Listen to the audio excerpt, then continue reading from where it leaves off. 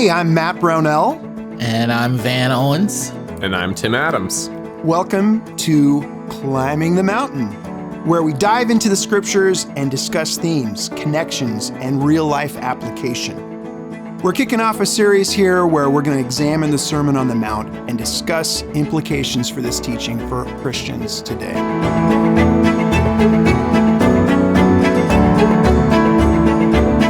Welcome back. We have been having a riveting discussion on treasures in heaven. And last time we spent a lot of time thinking about what are ways that we store up treasures on earth. And we talked a lot about that everything that we own, everything that we're going after has some amount of energy and time and thought that is associated with it. And there's this, they kind of can drag us down. And that it's not really in line with what the reality is that Jesus is offering to us, that there's something better that is waiting for us on the other side of death. And so we're about to dive into the next verse, and I'll read the context here for everyone.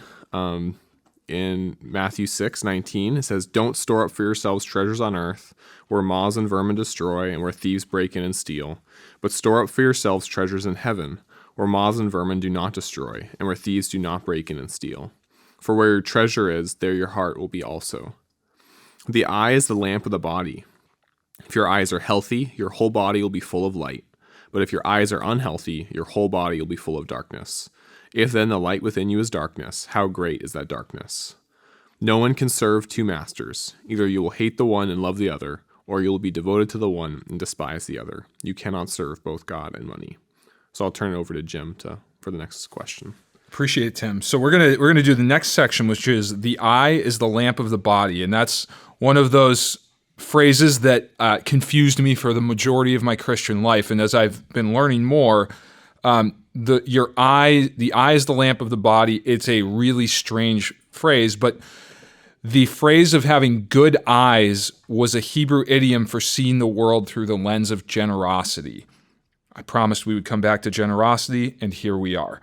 So when Jesus is saying the eye is the lamp of the body, if your eyes are healthy or good, your whole body will be full of light. And if your eyes are bad, your whole body will be full of darkness. And it sounds like with that knowledge, he's saying, if your eyes are good and you are generous, you will be full of light. And if your eyes are not good, you will be full of darkness.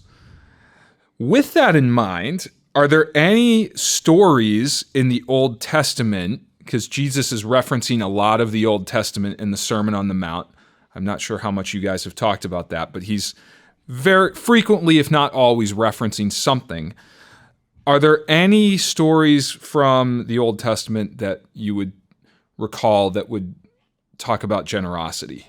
Yeah, I've got one, but before I get to it, I really just want to say I'm so glad you brought that out, that Hebrew idiom. It's still used today, actually. Ta'avayin. It's and it shows up in Proverbs 22:9. When we read it in the NIV, you're not going to read the good eye, but that is literally what it says. And it's in the Septuagint they render it showing mercy to a beggar.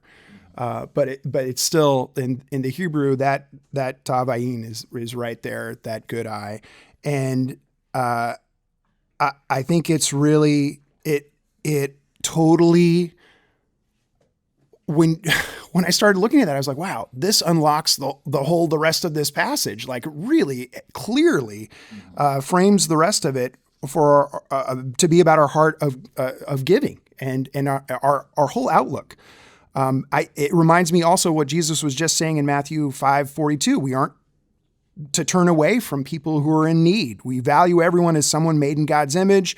And really, the rest of this passage is about it. And I think it's so strange to our society, too. So that's the other thing that makes me think of that our society is telling us, look out for number one. This is totally opposite. No one's going to help you. You have to claw your way to the top. And when you're saying that Jesus is saying this is like the lamp of the body, the eyes, it also makes me think of Matthew 5:14, what he was saying again about the being the light of the world. And so I think there is something about this that when we do, like when we're filled with lightness, because we have this kind of outlook, we are going to glorify our Father in heaven. We're by being generous to others, by not turning away from their needs. So that said, the thing. All of that. Sorry, I love tangents. Anyway, but I really found that fascinating. So I'm glad you brought that phrase out. The person I was thinking about was Abram in Genesis 13 and 14. When he and Lot part ways, Abram lets Lot choose which land he wants, and of course Lot chooses the fertile land, which is even described as resembling the land of Egypt. Hello, red flag, foreshadowing. Anyway, things don't work out the way Lot planned, and he finds himself a prisoner of war. And then Abram comes into the rescue and routs the army, frees Lot, and even returns Lot's possessions. Then he gives a tenth to Melchizedek and won't accept anything from the king of Sodom. That seems like he is not attached to personal possessions. So I was going to say, I also think of a story from Abram when right before the story of Sodom and Gomorrah, which I think is a very interesting placement. And we're not talking about that today, but I'll let you kind of decide why it's an interesting placement on your own. There's the story of three visitors. We don't really know where they come. They just come, and Abram rolls out the red carpet. He gives them everything. He is so over the top, hospitable and generous towards them. Yeah. I think of a story in, of course, in 1 Samuel, where, and it happens at the end of 1 Samuel in chapter 20, it's around about chapter 30. David and his men have gone off to fight, and they've left all their families and their possessions in this little town called Ziklag. And while they're gone, the Amalekites come and they raid Ziklag. They take all the people as slaves. They take all the treasures. David and his men get back and they find smoking ruins and no people and no treasure. And they're distressed, obviously. And they think about stoning David because he took them away to fight. The story is really intense. But so eventually what happens is David and his men find the Amalekites that raided them. They defeat them. They take back all of their stuff and all of their people. But when they were on their way out, it says a certain portion of David's men were so exhausted and so grief-stricken that they couldn't carry on. They fell out with fatigue and just utter frustration and depression. And David said, well, you guys stay behind. We'll go ahead. So they go and they defeat everybody. And then when they're coming back, David is about to give them everything. And David's men say, wait. Those guys didn't even participate. They didn't work for this. They didn't do anything for this. Let's just give them back their wives and their children. But give them back their wives and their children and tell them to move on. And David says, I'm going to read it just because I think it's such an incredible act of generosity. In verse 23 of chapter 30 of 1 Samuel, it says, David replied, no, my brothers, you must not do that with what the Lord has given us. He has protected us and delivered into our hands the raiding party that came against us. Who will listen to what you say? The share of the man who stayed with the supplies is to be the same as that of him who went down to the battle. All will share alike. David made this a statute and an ordinance in Israel from that day to this. And that always just stands out to me. I think that's one of the ways where David proved that he's a man after God's own heart. And the thing that I'll say about the good eye, the eyes being the lamp of the body, the two things that I think about, we'll talk more about this, I'm sure, but the two things I think about are a lamp is something that projects outward, and it's what you project outward to everybody around you. And that also, I think, speaks to what your perspective is. And I'm sure we're going to dig deeper into that as we go, but that's what I'm thinking. That is the plan. So I think those are great stories. And I think it's important to make sure we remember that that's when Jesus's hearers hear those. Those are some of the stories that are probably going through their head. I don't know exactly what they're thinking of, but they're thinking of examples. Wait, this guy was generous in Torah. This is what Jesus is calling us to be. We're supposed to have the same generosity. I want to ask a little bit about generosity now. And this is something I think we tend to view generosity as necessarily financial. What are some ways other than finances that we can be generous? So I think I'm going to get a little from looking at another word Matthew uses here besides the I, which he clearly references. But I think the other one that I was looking at was the one he uses for good, which is interesting, I think, because it has a meaning of single or figuratively clear. So, and I love this choice because I think it's getting at a bigger picture here. When you're seeing clearly, you see things as they actually are. That person in need is just like you. They aren't beneath you or a waste of time or unworthy. They were made in God's image. And it reminds me of Paul's prayer that the eyes of our heart may be enlightened in order that you may know the hope to which he has called you, the riches of his glorious inheritance in his holy people. We're not just talking about physical eyes here, although I think that's also a really interesting connection that you see between what we see with our physical eyes and how it influences the eyes of our heart, really our soul. But I think if I could go on, I think the part about having a good eye and being generous, the how of it is related to having a single focus. So much of what we read in the Bible, I think it's there to help us train the eyes of our heart on God's glory, on our Savior, the author and perfecter of our faith. When we're filling up our eyes with Jesus, it's going to change us. We'll be more grateful for the mercy we've received and more inclined to show mercy to others. It's like what Jesus tells his disciples when they go out in Matthew 10. Freely you've been given, freely give. And so I think this passage we're studying about being generous is actually getting at something larger, something we see throughout the rest of the Bible. We become what we behold. And if we focus our eyes on Jesus through faith, we become more like him. Conversely, if we take a steady diet of the world, we're going to become more like the prince of his age. I think that's what we're looking about in the Matthew 5 too. You know, you become more like your Father in heaven, or you could be more like the father of lies. And the way you do that, by looking to God, the invisible God. Mm-hmm. Yeah, and that has like a ripple effect on everything.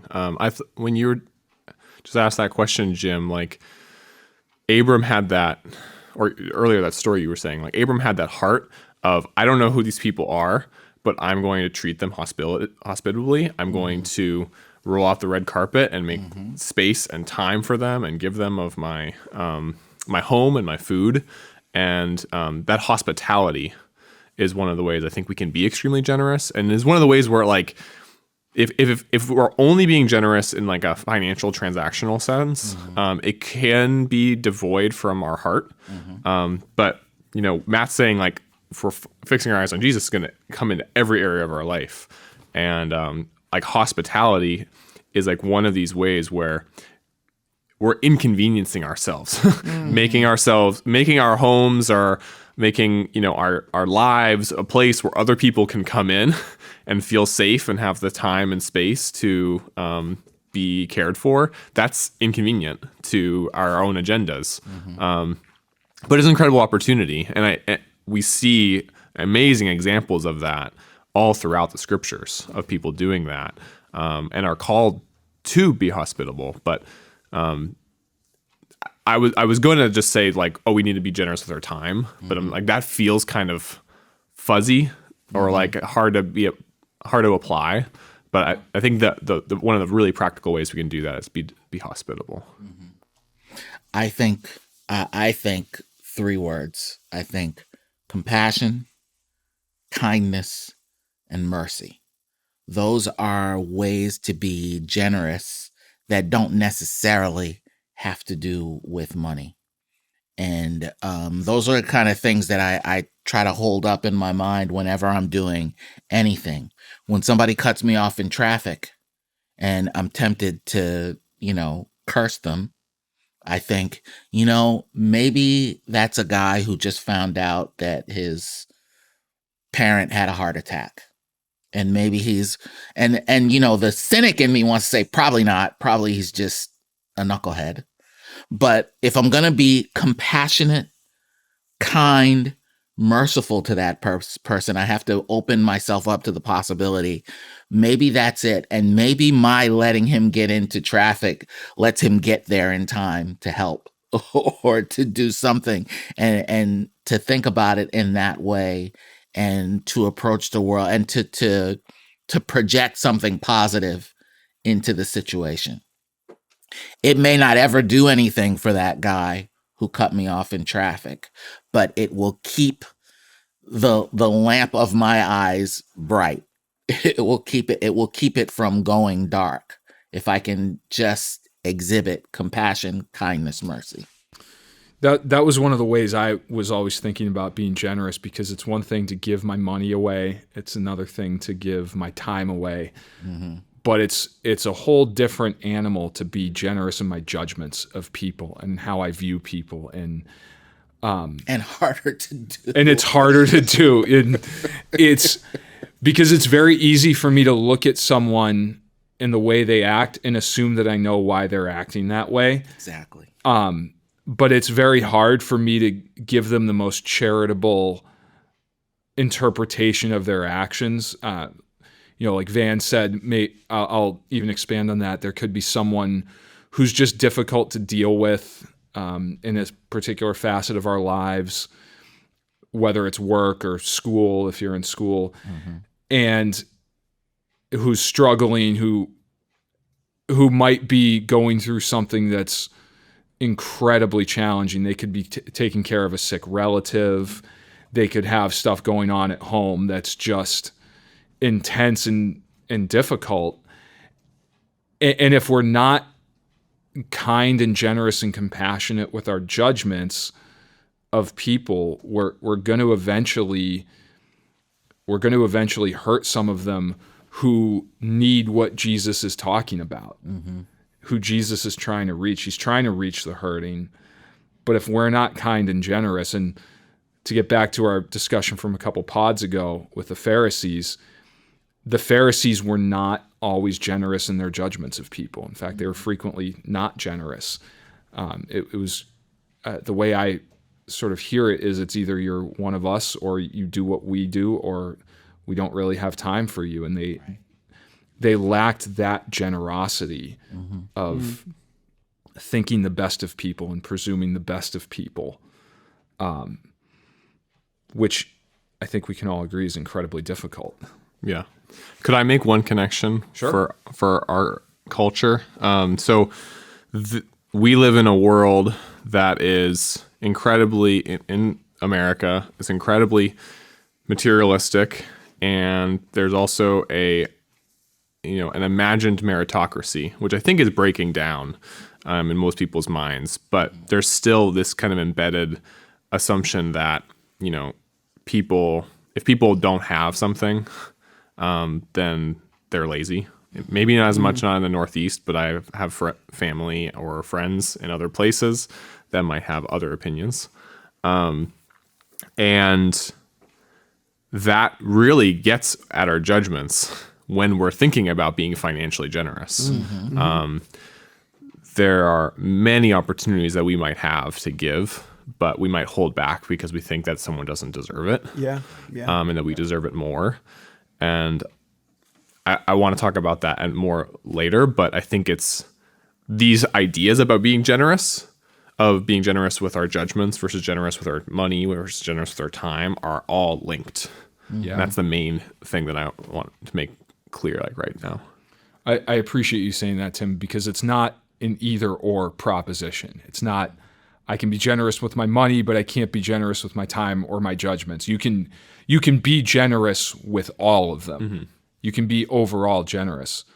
So the next question I have, and we are flying through questions on this pod, boys. This is good. Jesus contrasts light and darkness. How would a Jew hear this contrast? What does light represent in the Old Testament? What does darkness represent? How would a person hearing this firsthand, what would they hear here? I thought of a few things here, Jim, and I'm going to bring in a topic that I know you and I love to debate. I was just checking the clock, by the way. Here we go. Yeah. No, but I think with light, I think you can't help but think of creation, right? That's one of the first things that comes to mind. But the other thing that comes to mind is also holiness. And, I have images of burning incense, the lamps that were in the first tabernacle and then the temple. And, places holy to the Lord where we could come near to him. And then I also think of Israel being called to be a light to the nations, Isaiah 42. So again, this idea, it's reflecting God's glory into the world to draw people back to him.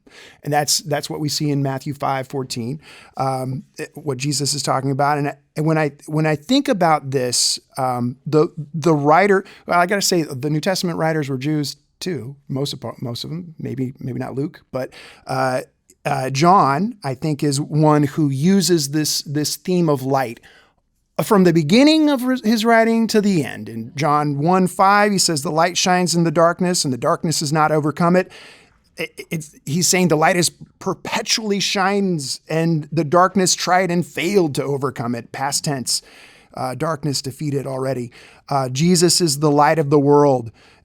John 8 and 9. We follow him. We won't walk in darkness. It'll be just like the pillar of fire theophany, leading Israel through the wilderness exodus. And you get the same picture in the end of Revelation 22:5, where he's describing how there's going to new heaven, new earth, final temple, holy city. No unholy thing will be there except all who Christ has redeemed, Old and New Testament. They'll all be together worshiping God, seeing his face, knowing him, belonging to him. And listen to this, there will be no more night. They will not need the light of a lamp or the light of a sun, for the Lord God will give them light. Mm-hmm.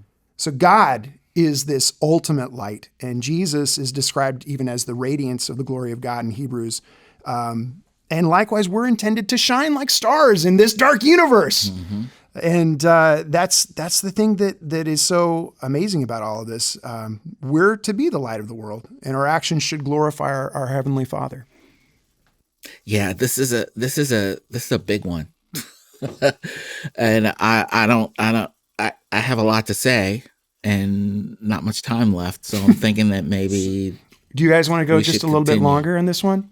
Well, so I think what we do here is let's pick this up next pod, because this is a long discussion and it's a discussion that merits good time. The light and darkness discussion. I think it merits time. I think it merits energy, and I don't want to cut us short. So we're going to pick this up next pod. Really appreciate you all listening. I hope you guys feel challenged to be generous, and to be generous in all the ways you can be generous, and also to be creative in the ways you are generous. There's probably ways we haven't talked about that you can be generous. And so let's go out and be generous. Thank you all for listening. We'll talk to you next pod.